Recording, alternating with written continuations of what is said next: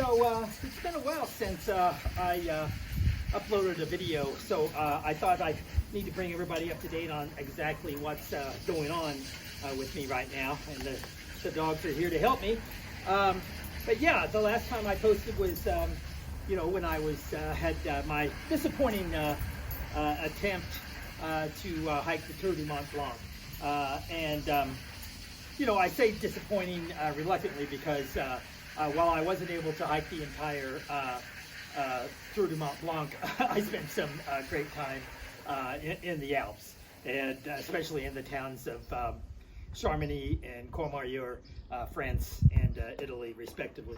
And so that was great. But if you didn't see my previous videos, you know that I had an issue early on. I just sort of messed up my knee.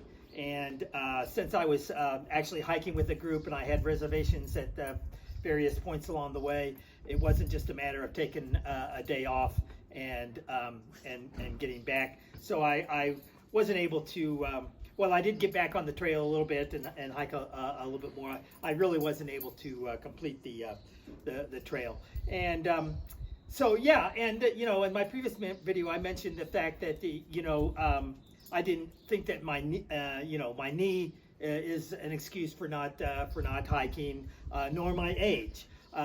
However, they were both, I think, factors in the problem that I came up with when I was preparing to hike. I really wasn't paying that much attention to, beyond cardio. I wasn't really paying that much attention to the strength of my legs, and so. And especially because of my age, you begin to lose muscle mass if you don't use the muscles. Once you get my age, you start to lose them. And I've always felt that I've done a pretty good job of using my muscles, and I have. And so I don't think I've lost as much muscle mass as a lot of other people my age. But the training that I was doing, leading up to the Tour du Mont Blanc, I was doing some hiking, but I was emphasizing uphill. And so I would do, I would challenge myself on the uphills because of the cardio factors of going uphill as opposed to downhill. And so the little around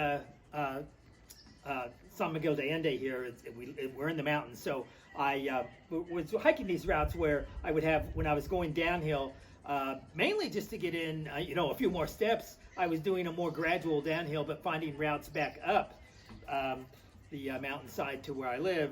I was finding more steeper routes to go, just to work a little bit more on my cardio. But I really should have been taking those steeper routes, going down to help build some muscle. But also in my training, my overall training, I get out and run a bit. I haven't really been doing any races, so I haven't been doing any serious training in terms of my running, but getting out just sort of for general fitness, and not really paying that much attention to it. But I was assuming that getting out and doing my, running as much as I do, especially at altitude here, where it's really good for the cardio, I didn't necessarily need to worry that much about my legs. And so the resistance training that I was doing was mainly focused on my upper body. So I was taking my age kind of into consideration, but I think the fact that I wasn't doing any strength training in my legs and just relying on my running, running's great and it does work on some muscles, but it doesn't work on all the muscles. And I think that could have contributed a little bit to, that moment on that one, when I had just started on a really steep downhill and I tweaked my knee a little bit and then had to go really the rest of the day was all very steep downhill, and after having tweaked my knee and then that repetitive motion of going up and going down that hill, I think just really aggravated it, and so that was a problem.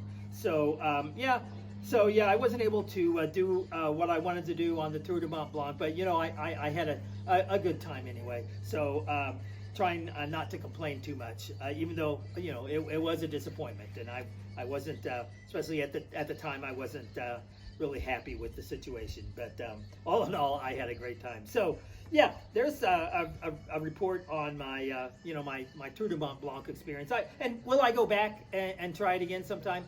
Maybe. I don't really feel like I have anything to prove, and it's not like I have to go back. But it's such a beautiful place, the Alps, that I am sort of compelled to go back and try it again. But there's so many other things that I want to do. So that's what I want to sort of spend the rest of my time talking about today is my future plans and future hikes. I think I'd mentioned before that I was thinking about doing the rim to rim of the Grand Canyon, but recently they've had some major fires there, and I'm a little concerned about that. But that's just one of many hikes that I've been thinking about doing, and some longer ones too. The rim to rim would be at most 3 days of a hike, so that wouldn't be.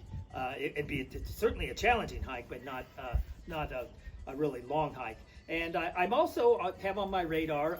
It's been many years since I've been to Portugal, and I've been thinking about hiking the Fisherman's Trail there, which would be different from other hikes I've done, because that's mostly on the coast and walking in a lot of sand and so a really different kind of hike.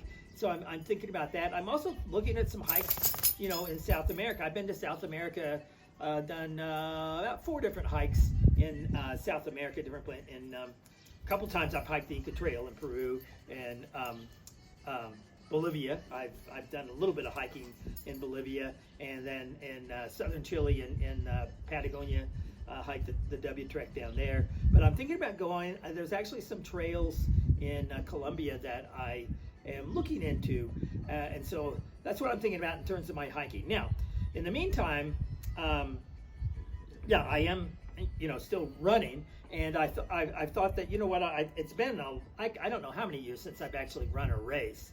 So I thought that maybe I need to get back and run another race as well.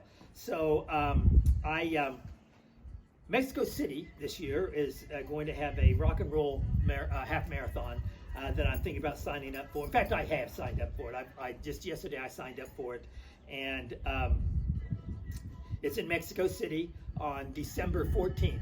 So right now, there's no way I would feel comfortable running a half marathon, because my mileage hasn't been nearly up there, but I would feel comfortable going out and running a 5K. Wouldn't be a great time, because I haven't really been, my running hasn't been purposeful training to improve my running, mainly just to stay generally fit. So I haven't really been doing a lot of training, at least for the sake of running races.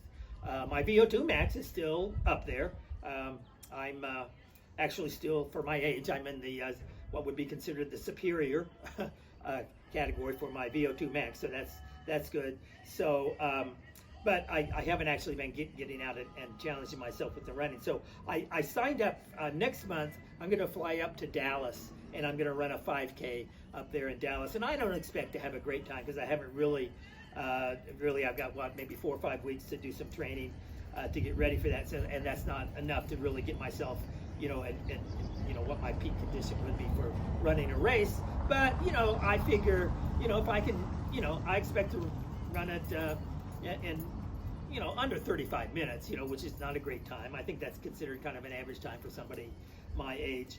But so I'll be happy if I do it under 35 minutes. Now, the interesting thing is I've been running here at altitude in almost it's between 6,000 and 7,000 feet in altitude that I've been running, and so and Dallas I think is like 400 feet, something like that. So I will have the advantage of having done some altitude training. However, it hasn't been that hot here in San Miguel de Allende. In fact, we're in kind of the rainy season now, and that's brought the temperatures down a little bit. So the temperatures have been in the 70s and lower 80s at the most. And in the mornings when I usually do my runs, it's probably going to be more like in the 60s. So, but when I get to Dallas, who knows? It could be, triple digits. It could be well over 100 degrees for that race. So between the advantages of training here at altitude versus, probably running in what's going to be a lot warmer temperature, I'm not really quite sure how I'm going to respond to that. So yeah, those are my plans. I'm definitely going to be doing some more hiking, so I'll keep everybody up to date on what ultimately the next trail is. I think I'm going to do, and in fact, I might since I'm going to be out of town in Mexico City, I might, if I can find something that I can go directly to right after I run that half marathon, and you know, maybe just keep going south and head down to Colombia or something like that, and do a little trail down there. I might do that. So I'll keep you up to date as far as my plans if I end up heading down to that part of the world. So yeah, that's pretty much it. That brings you up to date on what I got planned. I'll keep you up to date in terms of my my training, my official race training for my coming 5K and then ultimately the half marathon. I'll do a few videos about that, and certainly once I've narrowed down my choices of future hiking, I'll let everyone know what those plans are. So in the meantime, happy trails.